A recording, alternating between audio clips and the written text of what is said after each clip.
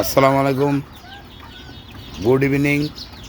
আমন্ত্রণ সবাইকে। ওই যে দেখতেছেন কালকে, ওই যে কালকে আপনাদেরকে দেখাইছিলাম এই যে মুরগির বাচ্চা 9টা থেকে মাটাকে আলাদা করে দিয়েছি। 21 দিন বাচ্চা ফুটাইতে সময় লাগছে।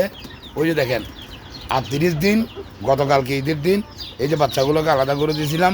এই যে দেখেন, এই যে বাচ্চাগুলোকে আলাদা করে দিয়েছি। কি কি ভাগ্য, ওকে গতকালকে আলাদা করছি, তো আজকেই দেখতেছি মোটামুটি ও ডিম পাড়ি দিছে। তো কত হয়েছে কি 50 দিন, ওদিকে 21 দিন বাচ্চা ফুটাইতে সময় লাগছে।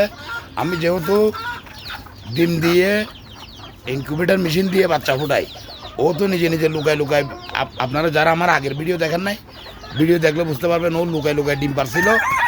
আমার এখানে ডিম পারে মুরগি নিজে নিজে যখন দেখতেছি ডিম নষ্ট হয়ে যাচ্ছে, বাচ্চা 9টাকে দিয়ে ডিম বসাইছি, 9টায় বাচ্চা দিচ্ছে। ওই যে 9টা বাচ্চা এখনও পর্যন্ত ইনশাল্লাহ ঠিক আছে।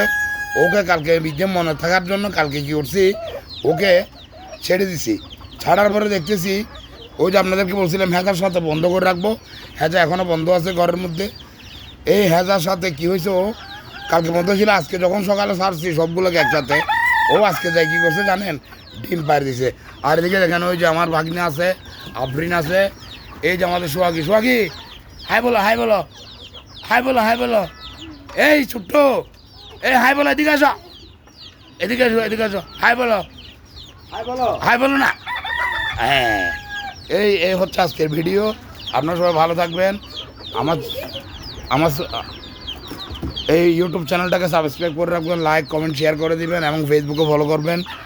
আপনারা সবাই ভালো থাকবেন ইনশাল্লাহ। আজকের ভিডিও এই পর্যন্ত। ওই যে হেজাকে বাঁধে রাখছিলাম, এই যে দেখেন, এই যে ডিম পারতেছে। এই আজকের ডিম, এই ডিম এগুলো পারছে, এখন ওঠাই নেই এখানে ডিম।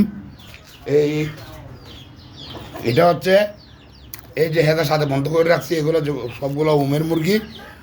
ওইটাকেও বাঁধে রাখছি, দেখতেছি না ও তো কোনো ডাকার সুযোগ নাই, ও ডিম পারতেছে। তো যাই হোক, আসসালামু আলাইকুম, সবাই ভালো থাকবেন। এই পর্যন্ত আজকের ভিডিও।